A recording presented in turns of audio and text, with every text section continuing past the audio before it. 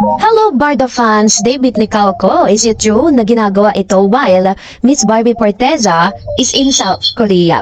At ngayong araw ay habang nag-aantay pa ng panibagong proyekto si Mr. David Nicalco ay busy po siya para sa kanyang mga restaurant na binuksan. Ngayon po ay nasa Clark, Pampanga po siya para po i-monitor yung kanyang bagong bukas na business. Kasi aside from being an actor, ay busy din si Mr. David Nicalco sa mga restaurant niya na binuksan sa iba't ibang lugar dito sa Pilipinas at medyo parami yung kanyang mga branch. So dito talaga umiikot yung mundo niya ngayon.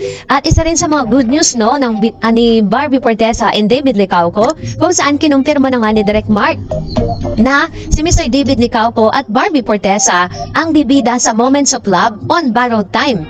So ito po ay isang movie kung saan parang ito po ay adaptation kung i-remake po nila. Kaso nga lang nagkaroon po ng ibang reaction ng ilang mga netizen na bakit daw remake, hindi original story ang ibigay para dito kay Mr. David Nicalco and Barbie Forteza. Ang danger kasi sa pagkakaroon po ng remake na mga proyekto is nagkakaroon ng comparison dun sa original na gumanap at dito po sa mga gumanap ngayon. So ganun po yung pinaka-danger dyan. Kaya nga po, kung talagang bibigyan ng isang proyekto yung isang kilalang artista, much better na original kasi minsan nalilimitahan din yung talento ng ilang mga Pinoy writers and directors na mag-produce ng sarili nilang movie. Yung parang napag-isipan yung napapanahon. At minsan nga is hindi siya umaayon dun sa takbo ng panahon, 'di ba? So, much better sana kung original. Pero anyways, blessing pa rin yan ang matatawag kung bibigyan man sila ng pagkakataon na magkaroon po ng movie together. And this time, eto na. Dahil meron po kasing isang nag-comment po sa comment section at the same time, usap-usapan din po ito sa social media na si Mr. David Nicalco di umano ang siyang naging tour guide netong si Miss Barbie Forteza while she was in South Korea. Sinasabi po ng ilang mga netizen na si Mr. David Nicalco daw di umano ang nagbibigay ng hint para kay Miss Barbie kung saan siya pupunta. Kasi nakikita natin na parang solo traveler itong si Miss Barbie Forteza sa South Korea habang si Mr. David Nicalco ay nasa Pilipinas with their family. Si Miss Barbie naman po ay nagbabakasyon. Pero as of now is nakabalik na po siya ng Pilipinas at namatahan na po siya dito po sa UP Diliman na nag-jogging, nag-workout bilang paghahanda po sa panibagong proyekto na ibibigay po sa kanila ng GMA Sparkle.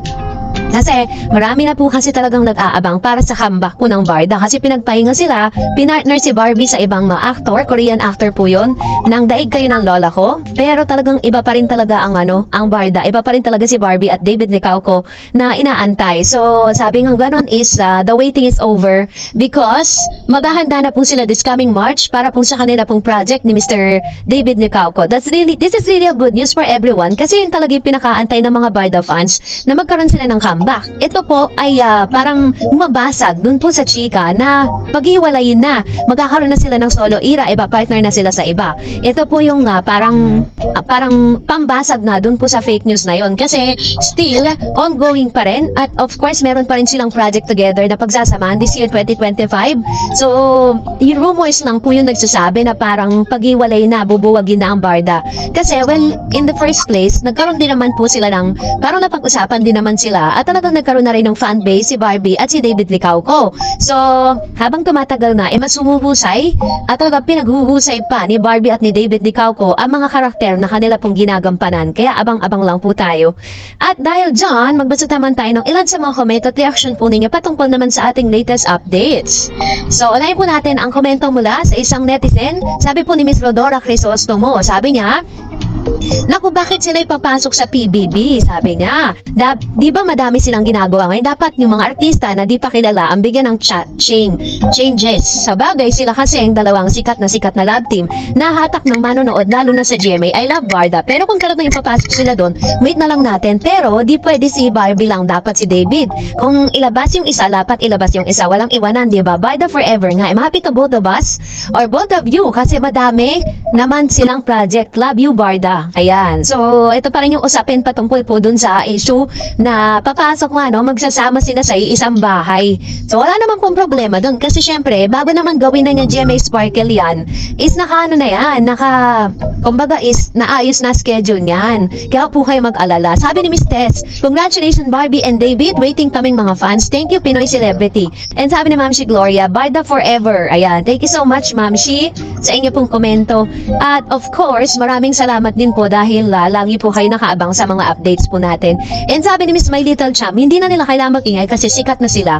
Kahit gusto sila makita lagi, pero ayaw ko din sila mapasok sa PBB. Ayun, salamat po Ma'am Shi. So ayan naman yung kanyang opinion patungkol dito. Merong mga gustong pumasok sila para araw-araw nakikita, pero meron din namang ayaw, no? Hindi natin sila mapipilit for that. Sabi ni Miss Lizette, di po pwede magtagal si Barbie kung ipapasok si Barbie sa PBB dahil March, mag-start na sa new teleserye ni Barbie kasama si Kainin. Pwede sila magbarda, magpasok, pero saglit lang at dapat sabay din silang lalabas. At di pwede mag-iwan ng isa. Ayan. And sabi ni Miss Pamela, regalo niya kay Barbie ang pagpunta sa Korea. Sabi ni Jovelyn, Pretty Barbie. Meron nga po talagang kumakalat na news na parang gift daw yon ni Mr. David Nicauco dito po kay Miss Barbie na pumunta. Parang, di ba, parang hindi ako masyadong kumbensado dun po sa na yun sa usapin na yun. Kasi may sarili namang bumpera si Miss Barbie Puerteza, di ba? And another one, sabi ni Miss Ariel, maraming manonood pag nagpasok sa PBB ang Barda.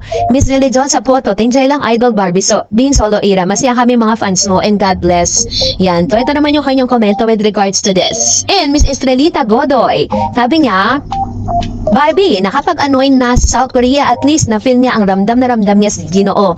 David, sometimes being apart makes love fonder. Sabi nga, Barbie, gusto niya sa love relationship at I light lang. So David, give her time to mend her broken heart.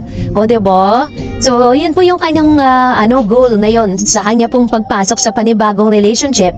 Sabi niya, give time what best to do for her future and time to choose the right guy that who can gives and can secure a good and better life for their future. Hoping and praying for the best of Barda. Hoping also na magpapasaya at pagpapakinig sa mga fans, viewers at sa madlang people ay long-lasting. So, go Barda, explore and spread your wings. Top 1 ang bankable star.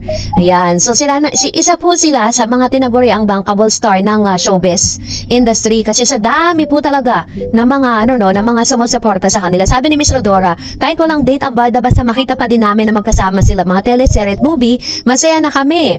Kung sila man ang tinadhana, mga bongga, pero kung fan service lang talaga sila, okay lang din, pero sayang naman ang love team nila kasi sila yung ngay sikat na love team sa GMA. Basta hug lang, may mga makikisaw-saw na iba dyan, guy, patok na patok ang Barda love team. Kaya hug nyo pong pag-iwalayan yung dalawa na yan. GMA, pakialagaan po kasi sila ang hinatak sa GMA. Love you, Barda, and God bless. Ayan. So, ito rin kanya komento with regards to this na wanted to say na parang mas bigyan pa ng mas maraming breaks at mas marami pong projects si Barbie at si Mr. David Nicauco dahil talaga namang sila po ay hindi nawawala sa limelight ng showbiz. Sabi ni Miss Mercy, di ba nga sabi ni David kay Barbie, enjoy daw si Barbie ang sarili niya, wag puro trabaho. Kaya sinunod naman yun ni Barbie, kaya napunta siya sa Korea. Sakay na yan din ni David na mag-solo si Barbie para enjoy niya yung sarili niya at walang isipin pang iba. Alam naman nating daming inggit na nagbabash kay Barbie. Baka kung ano naman ang isipin nila, hindi maganda kay Barbie. Ayun. So, ito naman yung kanyang komento. So, that's it for today. For more videos and updates, please don't forget to like and subscribe. And please don't forget to follow my Facebook page, Darren's TV. God bless everyone!